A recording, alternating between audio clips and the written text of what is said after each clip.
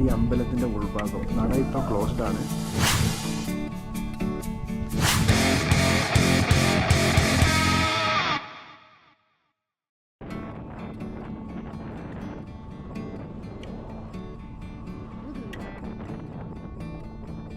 Himavad Gopalswamy hills, അതായത് Gopalswamy hills കർണാടകയിലെ ഗുണ്ടൽപേട്ട ജില്ലയിലുള്ള ഗോപാൽ ഹിൽസിലേക്കാണ് ഇന്നത്തെ നമ്മുടെ യാത്ര.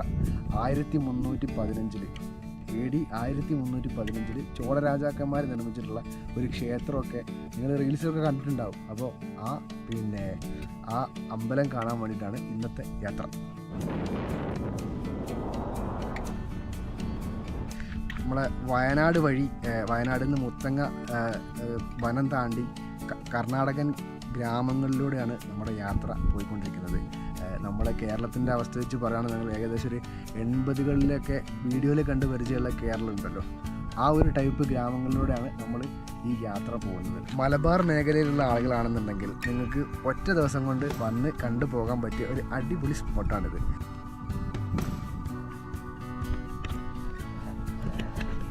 ഇവിടെ ഈ പോകുന്ന വഴിക്ക് മുഴുവൻ കൃഷികളാണ്. നമ്മുടെ നാട്ടിൽ കാണാത്ത പല കൃഷികളുണ്ട്. നമ്മുടെ നാട്ടിൽ കാണാത്ത പലതരം കൃഷികൾ, കോളിഫ്ലവർ അങ്ങനെയുള്ള സാധനങ്ങളൊക്കെ കാണാൻ പറ്റും.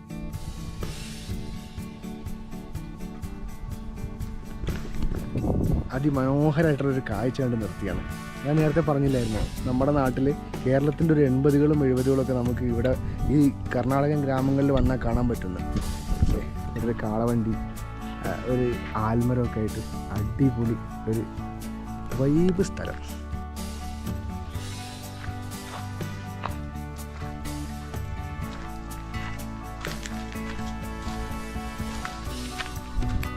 അപ്പോൾ നമുക്ക് സമയം കൂടുതലില്ല. 3 മണിയാകുമ്പോഴേക്ക് ഗോപാൽസ്വാമി ഹിൽസിൽ എത്തണം. അപ്പോൾ സമയം ഇപ്പം തന്നെ 2:30 കഴിഞ്ഞു അല്ലേ? അതെ. അപ്പോൾ നേരെ വിടാം.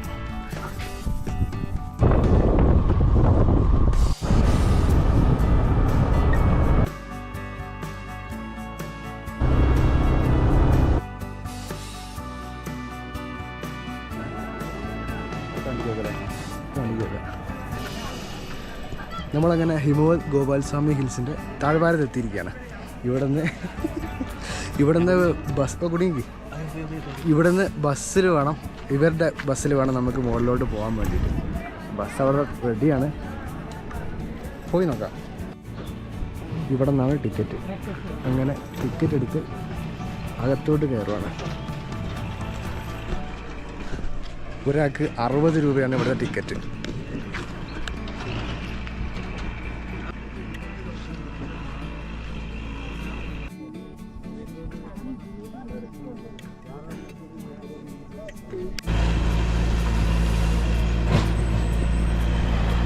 നമുക്ക് പോകാനുള്ള ബസ് വന്നു.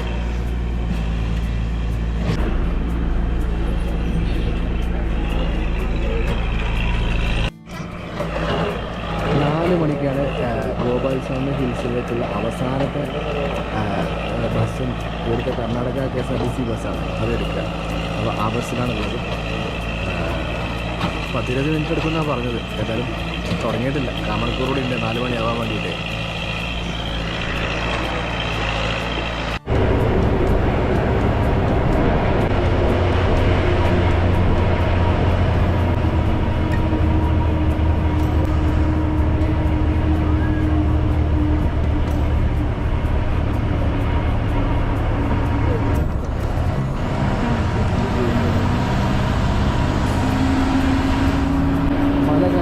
പോകുന്തോറും നല്ല അടിപൊളി കാഴ്ചകളാണ് കാണാൻ പറ്റുന്നത്. നല്ല താഴ്വാരങ്ങളും അങ്ങ് അറ്റത്തുള്ള മലകളും ഒക്കെ ആയിട്ട് അടിപൊളി വ്യൂ ആണ്.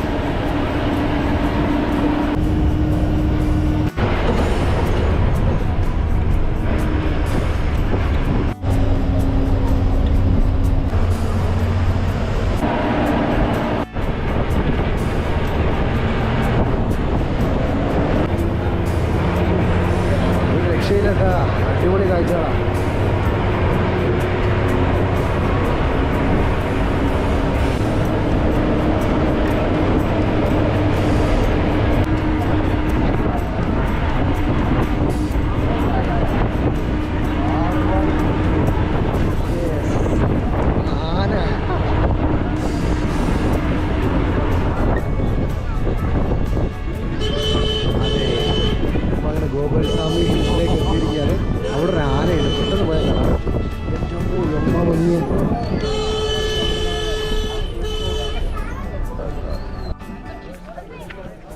അങ്ങനെ ഗോപാൽസ്വാമി ഹിൽസിൻ്റെ തൊട്ട് താഴെ ഈ കാണുന്നതാണ് ഗോപാൽസ്വാമി ഹിൽസ് ക്ഷേത്രം.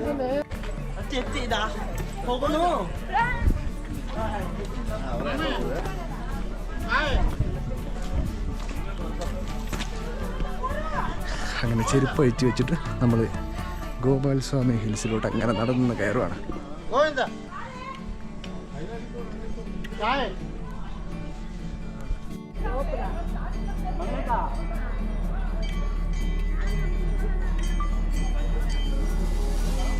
നമ്മൾ നേരത്തെ കണ്ട ആനയില്ലേ, ആന അവിടെ ഉണ്ട്. ആനനെ കാണാൻ വേണ്ടിയിട്ട് പോവാണ്. ആദ്യം ആനയെ കാണാം. അതേ ആശാൻ അവിടെ ഉണ്ട്. ആനതേ അവിടെ ഉണ്ട്. അവിടെ അവിടെ അവിടെ അവിടെ കണ്ടോ, ഇങ്ങ് വരുന്നില്ല. ഒരു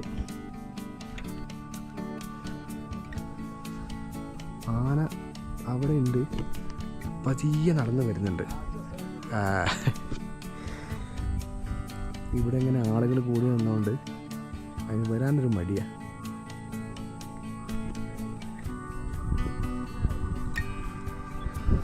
നല്ല അടിപൊളി ആംബിയൻസ് ആണ് ഇവിടെ. അതാണ് ഇവിടെ വന്നതിന് ശേഷം ഭയങ്കര ഫുൾ പ്രകൃതിയും ഒരു മലൻ്റെ മുകളിൽ ചുറ്റും ഇതേപോലെയുള്ള പച്ചപ്പൊക്കെ ആയിട്ട് അടിപൊളി ആംബിയൻസ്. ആ കൂട്ടത്തിലതെ നമുക്ക് കണ്ണിൻ്റെ മുമ്പ് തന്നെ ഒരു ആനയും.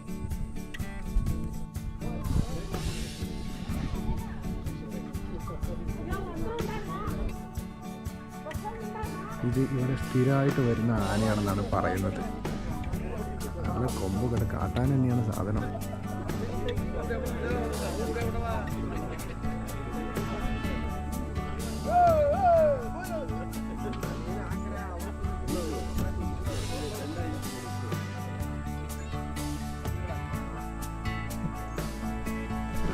അത് മാത്രമല്ല, പന്നിയുണ്ട്.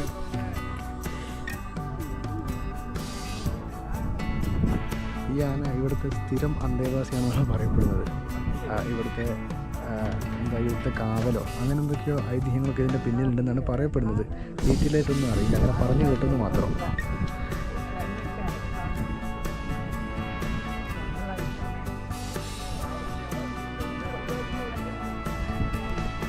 സത്യം പറഞ്ഞാൽ ഗോപാൽസ്വാമി ഹിൽസിലെ ഈ ടെമ്പിൾ കാണാൻ വേണ്ടി വന്നിട്ട് ആനനെ കാണാൻ വേണ്ടി മാത്രമായിട്ട് നിൽക്കുക എന്നുള്ള കുളത്തിലായിട്ട്.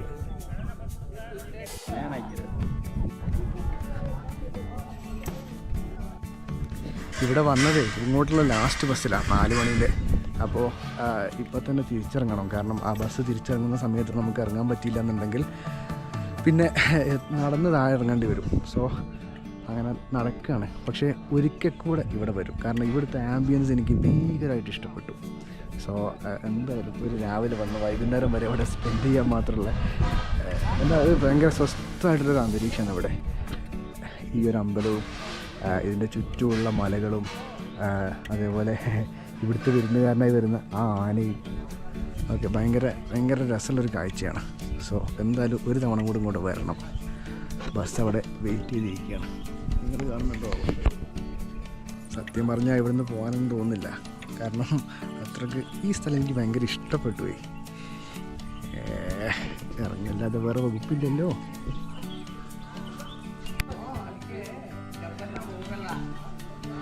ഒട്ടും പ്ലാൻ ചെയ്യാതെയാണ് ഇങ്ങോട്ടേക്ക് ഇറങ്ങി പുറപ്പെട്ടത്. അതിൻ്റേതായിട്ടുള്ള പ്രശ്നമാണ്.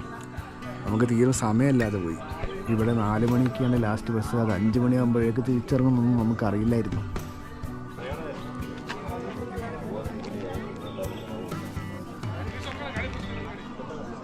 അത്യാവശ്യം എന്താണെന്ന് വെച്ചാൽ ലാസ്റ്റ് ബസ് ഫുള്ളാണ്. ഇവിടെ എത്രയോ പേര് ഇനിയും കയറാൻ വെയിറ്റ് ചെയ്തുകൊണ്ടിരിക്കുന്നുണ്ട്. എന്ത് ചെയ്യുന്നൊരു ഐഡിയ ഇല്ല.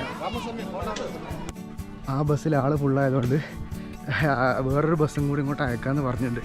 അപ്പോൾ ആ ഗ്യാപ്പിൽ വീണ്ടും അവിടെ ആനയുടെ അടുത്തേക്ക് വന്നായിരുന്നു. പക്ഷേ ഇങ്ങോട്ട് വരുവാണല്ലോ ഇഷ്ടം. നമ്മളങ്ങോട്ട് പോകണോ?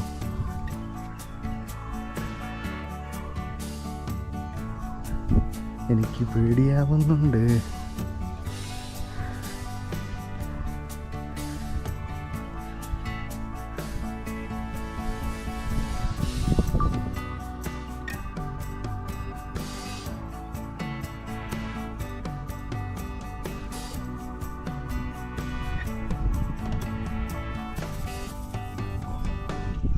അവിടെ നിന്നു ഞാൻ പോട്ടെ.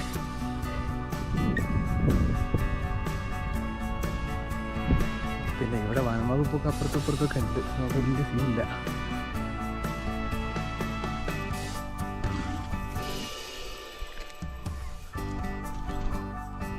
ഈ അമ്പലത്തെപ്പറ്റി പറഞ്ഞ സമയത്ത് AD 1315 ഈ അമ്പലം നിർമ്മിച്ചിട്ടുള്ളത്.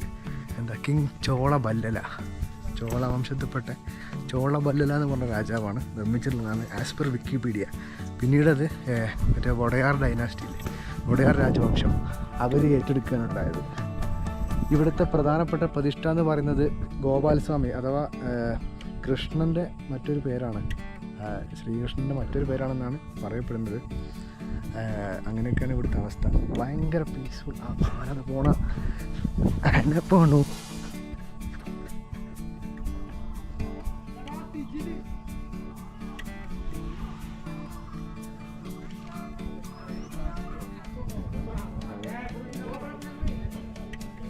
ഇതാണ് ഈ അമ്പലത്തിൻ്റെ ഉൾഭാഗം. നട ഇപ്പം ക്ലോസ്ഡ് ആണ്.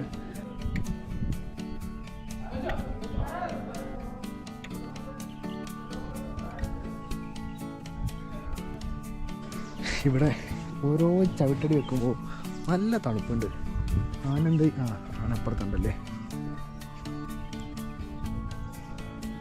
സമയം എത്രയായി? 5 മണി കഴിഞ്ഞു. സെറ്റായിരുന്നു. ബസ് വരുന്നുണ്ട്. അപ്പം ഇനി ഇവിടുന്ന് ഇറങ്ങുവാണ്. ആ ബസ്സോട് പോയാൽ ഇനി ഒന്നും നടക്കൂല. ഒന്നും കൂടെ കണ്ടു കളയാം അമ്പലം. സോ അങ്ങനെ ഹിമവത് ഗോപാലസ്വാമി ഹിൽസിൽ നിന്ന് നമ്മൾ ഇറങ്ങുകയാണ്.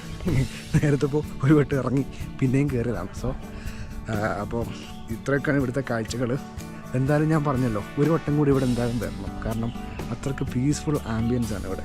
സോ നമുക്ക് എന്ത് ചെയ്യാം, അടുത്തൊരു വീഡിയോയിൽ വീണ്ടും കാണാം. ഇനി എന്തെങ്കിലും കാഴ്ച ഉണ്ടെങ്കിൽ മാത്രം വീഡിയോ നീളം കൂടും. സോ